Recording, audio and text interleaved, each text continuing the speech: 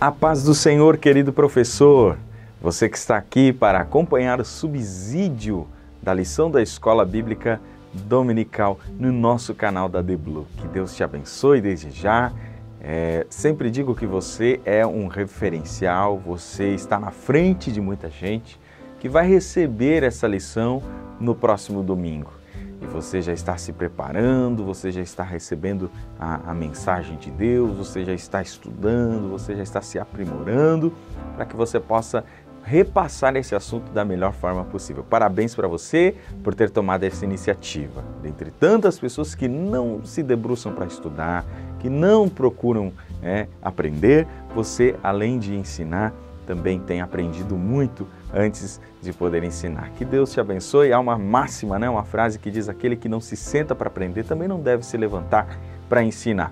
Que bom que você se senta para aprender. Faça suas anotações, risque aí, rabisque algum caderno, ou então faça algumas anotações na própria lição que você tem, mas que você possa aí receber essas informações que você vai receber aqui, que são da Palavra de Deus, para que você possa repassar aos seus alunos.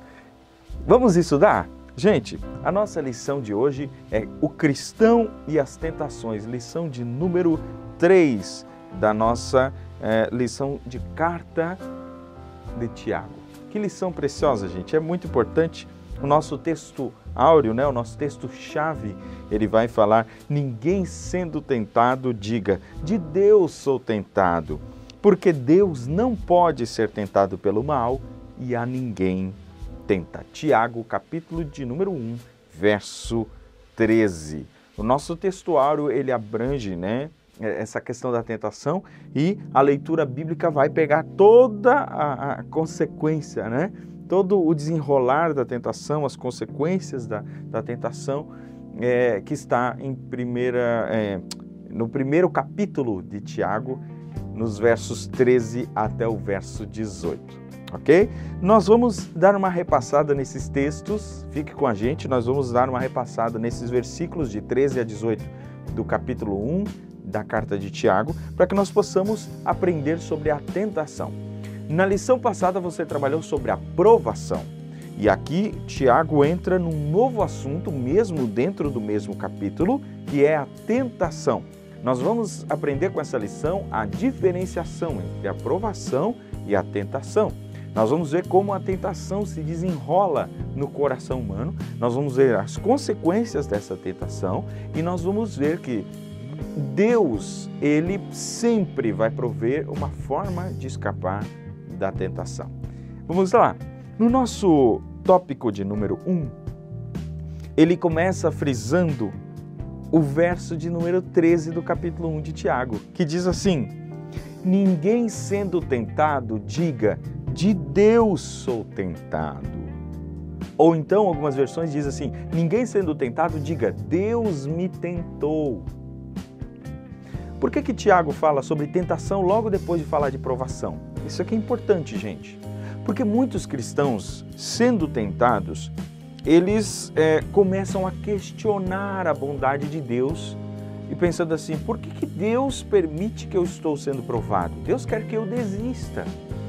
Então Tiago já se antecipa a essa fala do crente, dizendo assim: ei, irmão, você é provado, certo?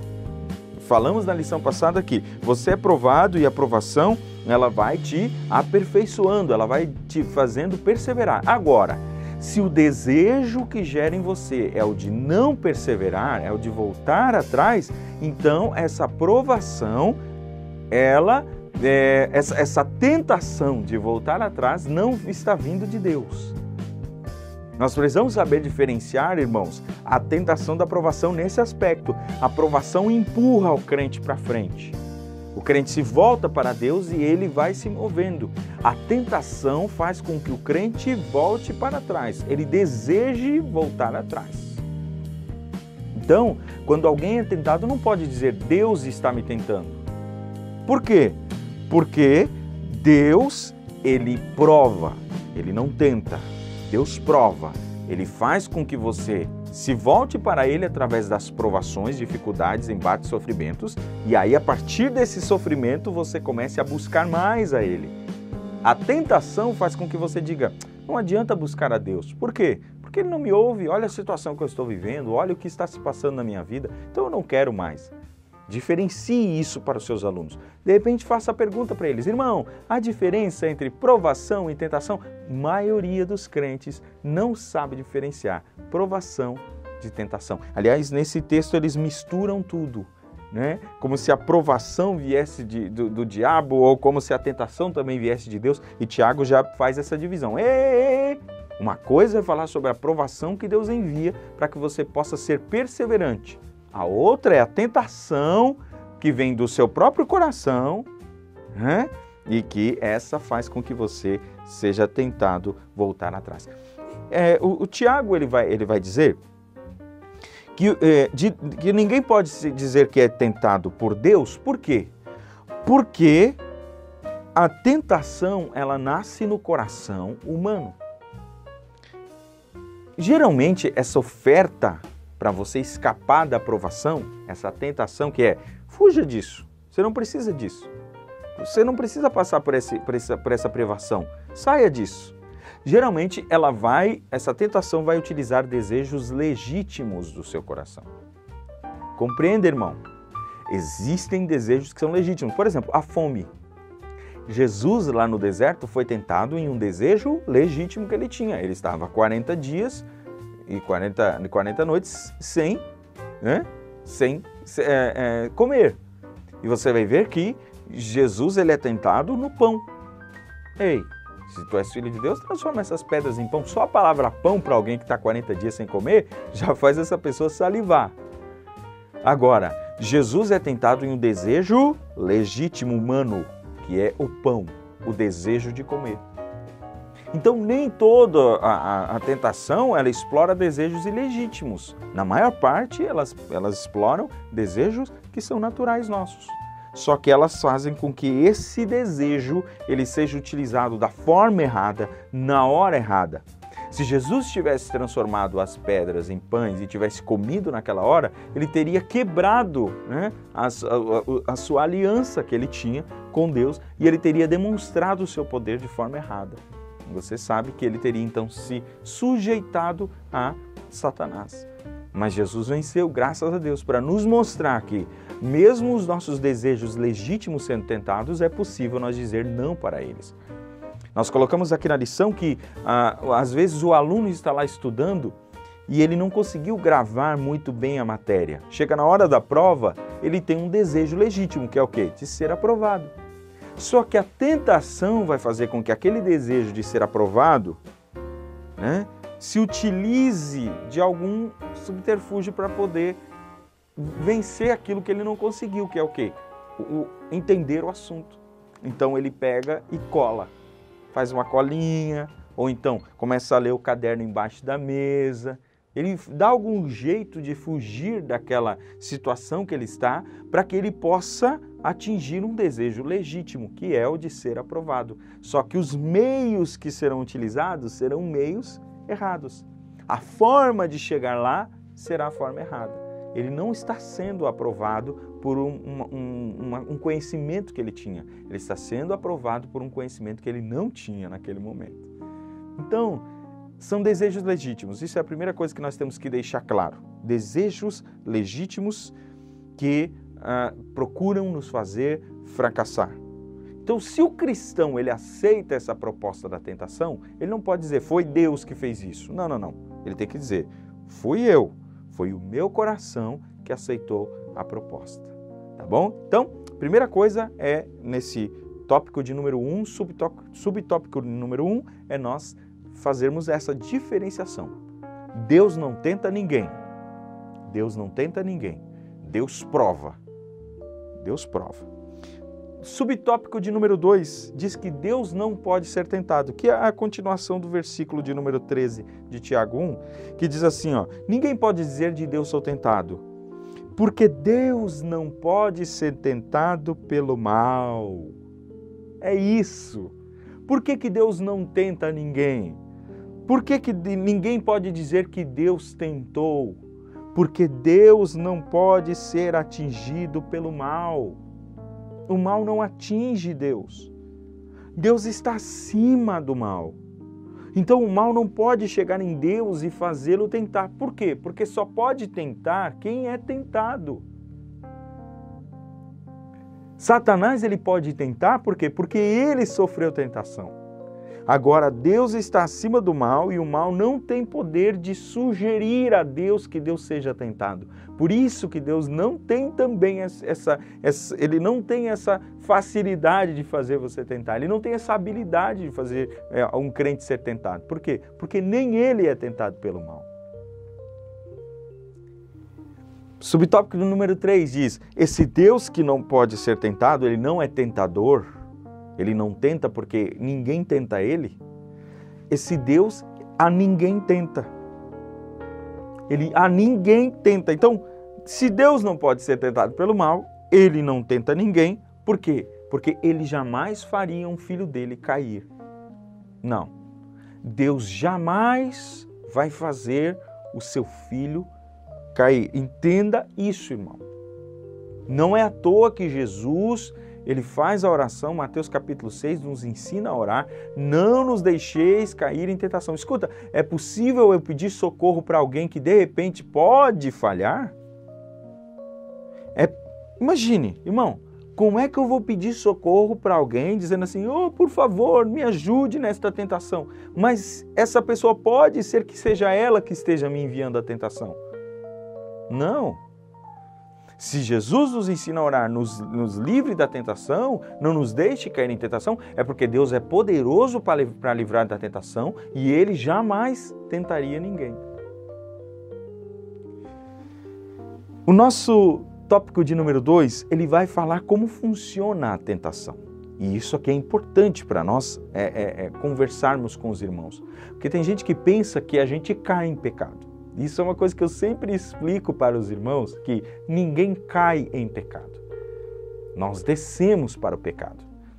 Quando você vê alguém que cometeu um determinado pecado, um determinado delito, seja em qualquer âmbito, não só moral, e você pensa assim, puxa, mas como essa pessoa fez isso? Como que aconteceu? Olha, você pode ter certeza de que essa pessoa veio sendo tentada e namorando e descendo certos degraus durante muito tempo. E Satanás, gente, ele é lento, ele não tem pressa, ele vai fazer de tudo para derrubar o cristão, nem que isso leve muitos anos.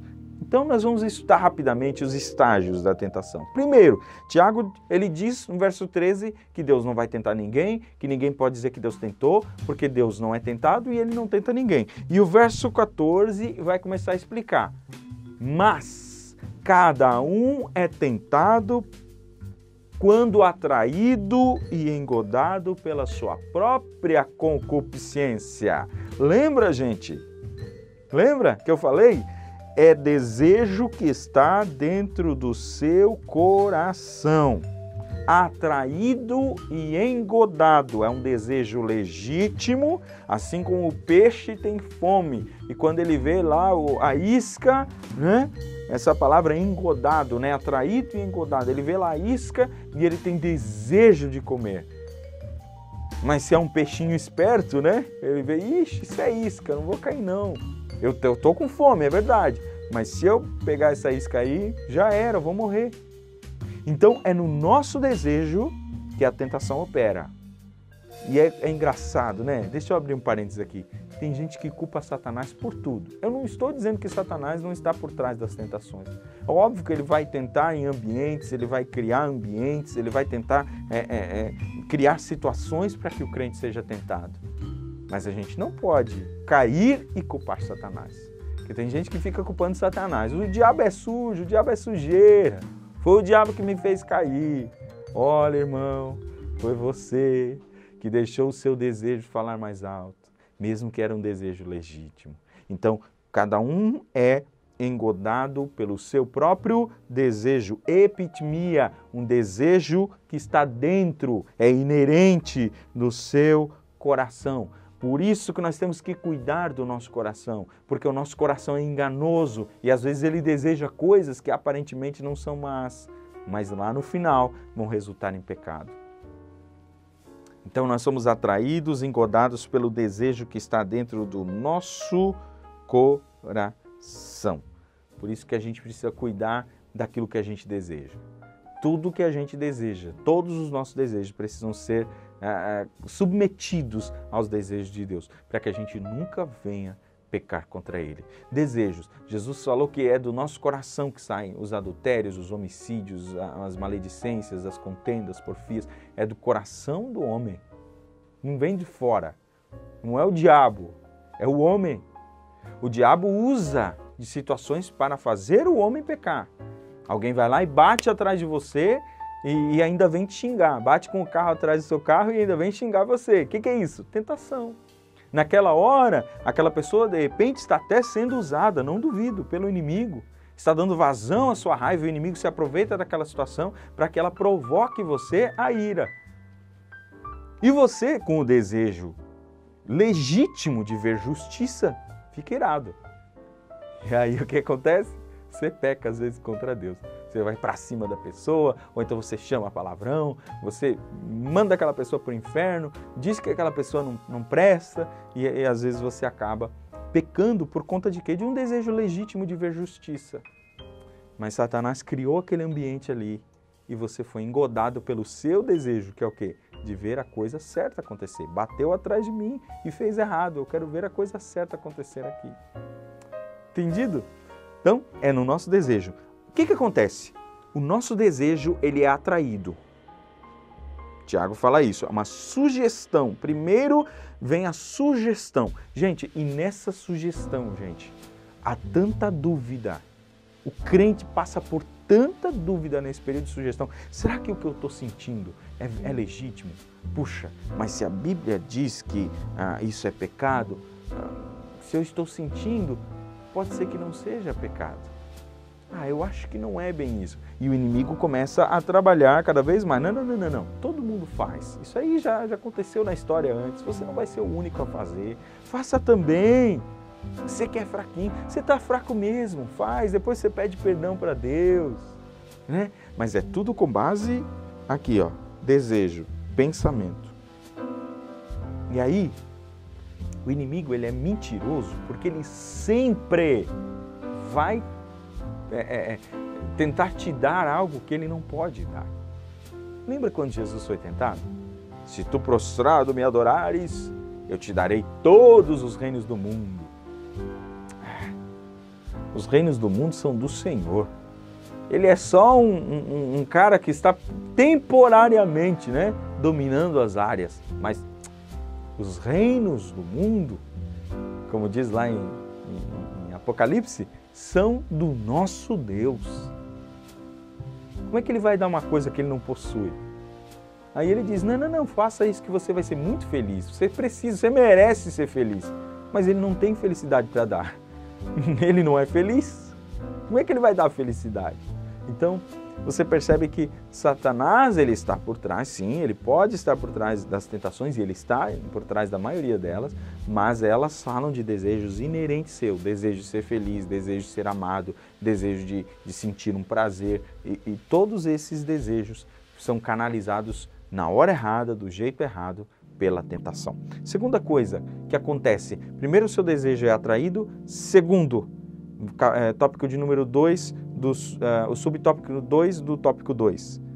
Acontece a gravidez da nossa concupiscência. Ele diz assim, ó, verso 15. Depois, havendo a concupiscência concebido. O que é esse conceber? É esse desejo se tornando uma decisão, um planejamento. Gente, às vezes esse estágio entre a atração do desejo e a concepção desse desejo, né, da concupiscência, essa concepção do pecado, às vezes isso acontece em segundos, muito rápido, mas às vezes isso acontece levando muito tempo. É quando aquela pessoa diz assim, ó, vou fazer. Como é que eu vou fazer? Faço assim, assim, assim, assim. Às vezes você está na hora, você tem que tomar essa decisão em 1 segundo, 2 segundos, 5 segundos. Mas às vezes leva anos para você levar essa decisão, dizer, não, ok. A Bíblia chama isso de concupiscência concebida, pecado grávido, né? pecado grávido, ele ainda não saiu, mas ele já está grávido. Acã, por exemplo, ele poderia ter pensado assim, puxa, essa capa não é minha, eu não vou tomar. Eu não vou tomar. Deus disse que não podia pegar esse ouro, essa prata. Deus disse que não podia. Eu sei que haverá consequências, eu sei que nós sofreremos. Eu não vou fazer isso. Eu não vou fazer isso. Eu amo ao Senhor, eu amo a sua palavra. Ele poderia ter pensado melhor sobre o assunto e voltado atrás. Davi poderia ter voltado atrás no assunto quando ele viu Batseba se banhando e pensado, puxa, eu não devo ver uma mulher tomando banho. A nudez dela não me pertence, essa mulher não é minha, ela é casada com alguém. Deu, amém. Esse assunto morreu. Morreu. Como diz Lutero, o primeiro pensamento a gente não pode impedir, né? A gente não pode impedir que o passarinho de repente faça um sobrevoo sobre a nossa cabeça. Mas a gente pode impedir que ele faça a caquinha na nossa cabeça. A gente pode impedir o desenrolar de toda a história. A primeira vez que eu vi, a primeira vez que Davi viu, ele poderia já ter dito, olha, não. O desejo está em mim, mas eu vou acabar com esse desejo agora. Essa vontade não vai acontecer. Não, isso não vai acontecer. Eu sou de Deus, meu corpo é dele, essa mulher não me pertence. Mas o que acontece com Davi? Davi vai para dentro do seu palácio e começa a maquinar o pecado. A Bíblia vai chamar isso de concupiscência concebida. Ele já começa a perguntar, escuta, como é que é o nome daquela mulherzinha lá? Para que você quer saber? Para que você quer saber? Por que você está rolando o Facebook lá para saber mais sobre aquela pessoa? Por que você está querendo saber mais? Não, é só curiosidade. Não. Por trás dessa curiosidade, a Bíblia vai dizer que há um desejo sendo concebido. Há uma concupiscência sendo concebida, eu chamaria de pecado grávido, né? Ou cobiça grávida. Esse é o segundo estágio. E esse segundo estágio geralmente vai levar para o terceiro estágio, que está no verso de número 15. A concupiscência concebido dá a luz ao pecado. E o pecado sendo consumado gera a morte. Agora, sabe o que acontece? A pessoa já não está mais só no nível do desejo, ela já está praticando aquilo que ela sempre desejou. Então, gente, quando você vê alguém praticando coisas, pecados, enfim, caído no lamaçal, você precisa entender que aquela pessoa está fazendo o que ela sempre desejou. É o que ela sempre desejou. Precisa haver uma quebra desse desejo, dizer assim, a partir de agora você precisa morrer para esse desejo. Por quê? Porque essa pessoa está fazendo o que ela sempre quis. É engraçado que muita gente diz assim, puxa, aquela pessoa está lá se prostituindo, meu Deus, que vida desgraçada. Ela não quer estar nessa vida. Não. Em princípio ela quer estar nessa vida. O pecado levou ela para lá. Ela foi arrastada, seduzida por um desejo que ela tinha e ela entrou nessa espiral de desejo, cobiça concebida, pecado gerado e morte gerada. Então, o pecado, gente, ele é uma consequência. Você está vendo que ninguém cai em pecado? É uma consequência de desejo, cobiça e aí então vem o pecado. E a Bíblia vai dizer que o pecado, ele leva à morte. O pecado sendo gerado leva à morte. Quer dizer que ainda dá para abortar enquanto está no estágio da concupiscência. Dá para abortar. Dá para dizer, olha, eu vou levar isso a Jesus, vou levar isso a Deus. Senhor, quebra esse desejo maligno dentro de mim, quebra essa tentação. Senhor, Tu és poderoso, eu confio em Ti. Dá para abortar. O problema é quando ele já passa para o próximo estágio, que é o pecado sendo gerado, o nascimento do pecado. E aí, gente, aí leva à morte, seja ela espiritual, seja ela física. Ambas as mortes hão de acontecer como consequência do pecado. Tá? Então, não tem como fugir. E isso é uma coisa que todo crente precisa saber. Todo pecado gera morte. Em alguma área da sua vida irá morrer a partir do pecado. Alguma área da nossa vida morre a partir do pecado. Eu particularmente trabalho com pessoas na área de restauração sexual, pessoas envolvidas com pornografia, pessoas envolvidas com, enfim, toda sorte de vícios, enfim, na área sexual. E eu sempre digo para essas pessoas, escuta, toda vez que você assiste pornografia, alguma coisa morre. Em você, em você, na sua alma, alguma coisa está morrendo. Cada vez que você cai em determinado pecado, algo morre. Nós não podemos brincar, nós não podemos simplesmente tratar como se fosse, tá tudo certo. É só um pecado, Deus perdoa. Não, algo vai morrer. Algo vai morrer, porque o pecado gera morte. E só uma ressurreição miraculosa do Senhor, para que nós possamos voltar. Não é obra nossa. Isso não é obra nossa. Irmãos, esse é o temor que precisa cair no nosso coração. Não é obra nossa.